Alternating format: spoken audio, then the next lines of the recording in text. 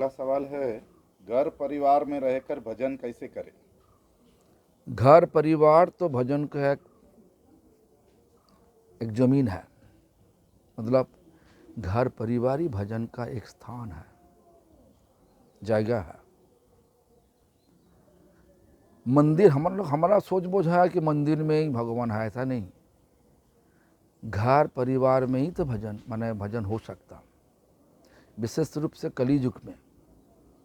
कली युग में मंदिर में भजन हो नहीं सकता,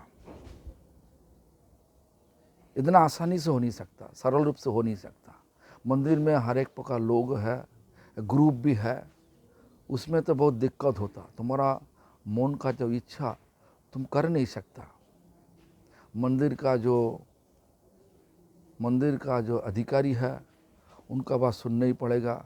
अधिकारी के साथ तो ग्रुप बजी है, उन लोगों को बात सुनना पड़ेगा, एक ग्रुप को साथ देना पड़ेगा।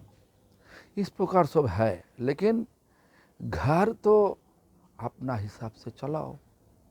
हाँ, घर में ही तो भजन होगा। तो कलियुग में ऐसा ही मुक्तिविनोद ठाकुर बताया हम लोग को, गृहस्थ आश्रम श्रेय, मतलब अच्छा। किस लिए अच्छा?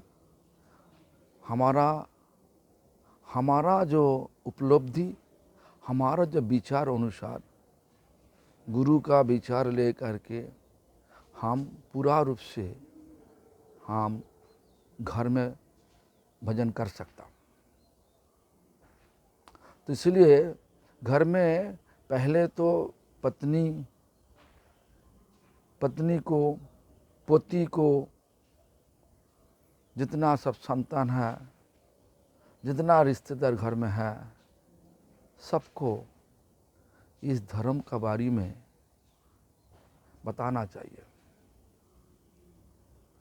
धर्म का बारे मतलब धर्म करने से क्या लाभ है, ये चीज़ बताना चाहिए।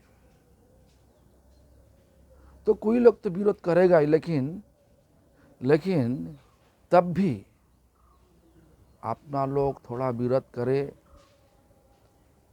अपना घर में अपना तो अधिकार कुछ ना कुछ है, साधारण रूप से कर सकता, लेकिन मंदिर में कर नहीं सकता।